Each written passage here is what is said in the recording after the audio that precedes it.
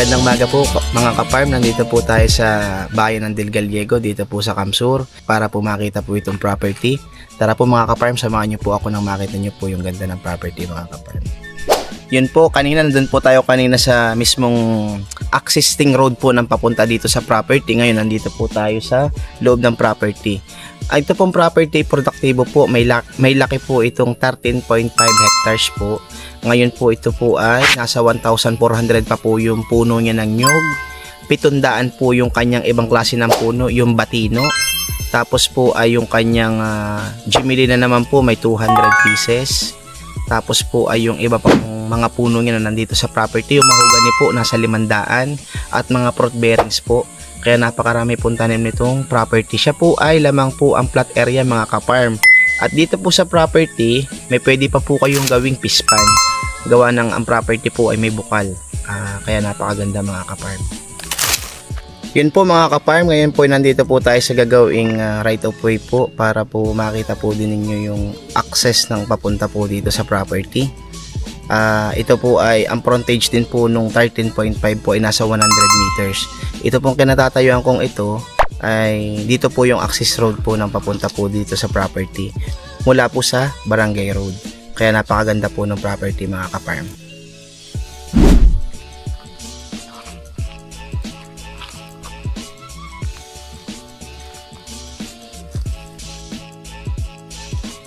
Yan po, kung nakikita po ninyo, yan po yung lawak po ng frontage po ng property mga ka-farm. Ito po ay lalakihan pa po ito. Ito po yung magiging 6 meters po yung magiging access road po papunta po dito sa property. Kaya ibig sabihin mga ka-farm, yung property magiging tabing kalsada po talaga.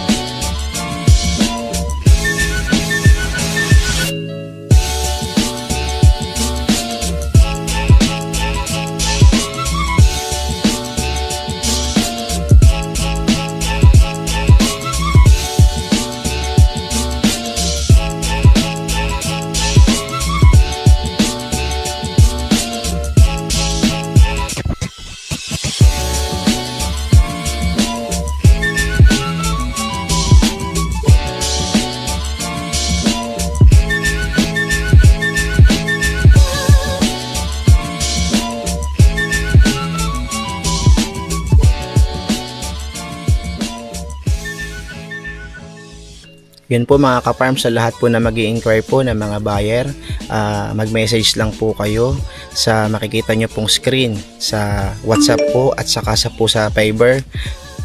sa kay Ma'am Prece Rosario at saka po sa kanyang Facebook account kay Ma'am Prece Rosario po para po sa mga detalye po ng may tatanong niyo po dito po sa property. Muli mga ka-farm, magandang hapon po sa ating lahat at always God bless po.